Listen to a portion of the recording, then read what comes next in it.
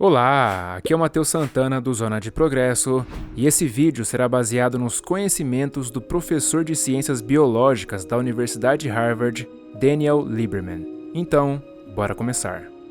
Nas palavras dele, existem tantos, mas tantos mitos sobre os exercícios que não é difícil de entender o porquê tantas pessoas ficam perdidas quando se fala desse assunto.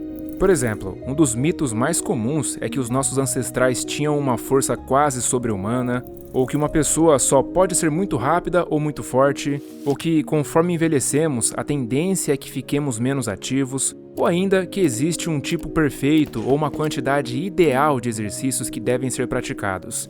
Bem, então hoje vamos desmistificar esses conceitos e entender melhor sobre isso.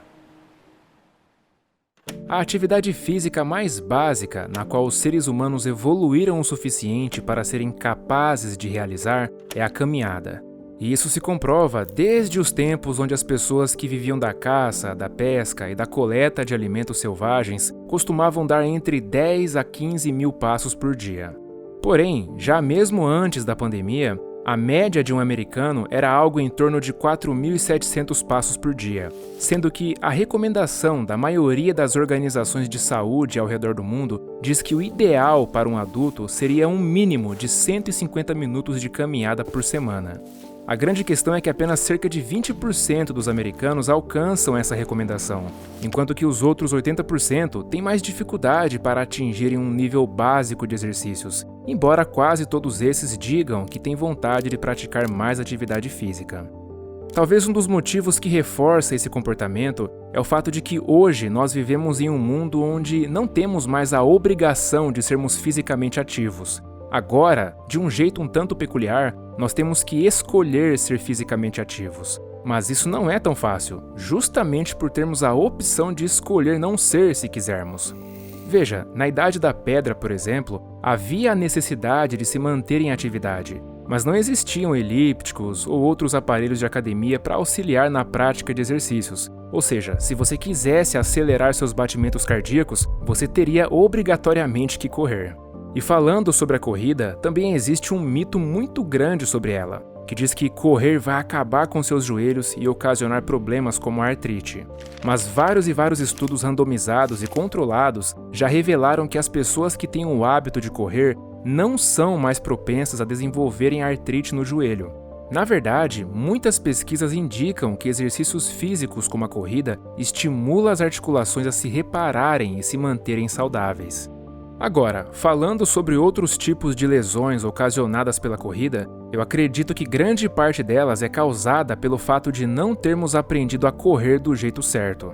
Porque afinal de contas, correr é uma habilidade, assim como nadar, arremessar ou como qualquer outra atividade que precisa ser praticada para ser devidamente aprendida.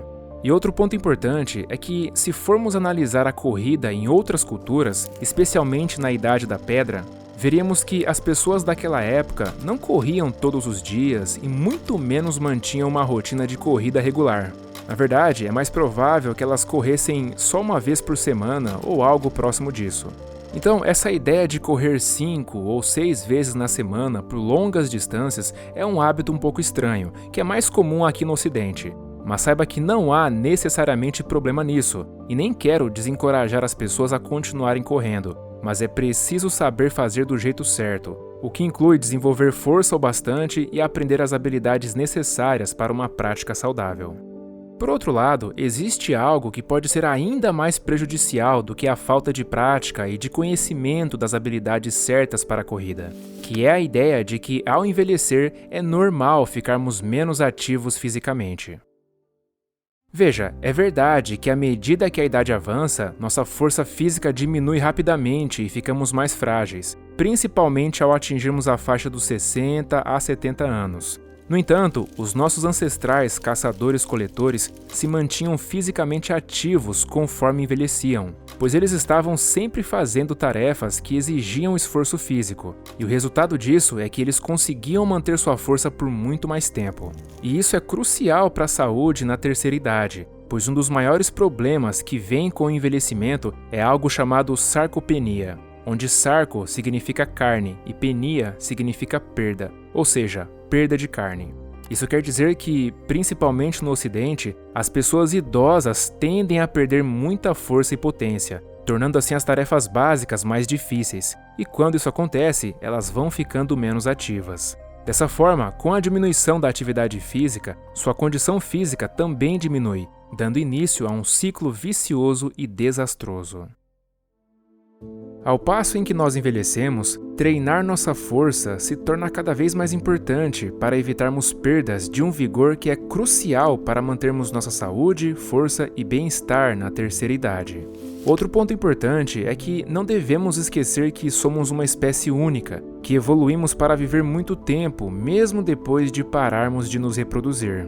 Aliás, antes da medicina moderna, o que determinava nossa expectativa de vida era, na verdade, por quanto tempo você se mantinha saudável, ou seja, seu período de vida saudável. E o que a atividade física faz é justamente aumentar esse período, aumentando assim a sua expectativa de vida.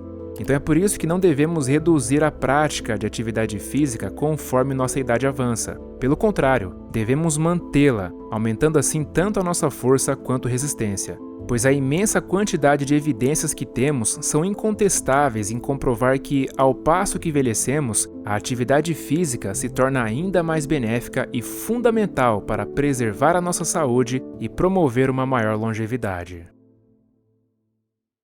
Bom, e para colaborar ainda mais com o seu desenvolvimento pessoal, eu quero te indicar uma aula gratuita onde você vai aprender um método comprovado para aumentar sua velocidade de leitura e conseguir ler até 50 livros por ano sem prejudicar a retenção do que foi lido.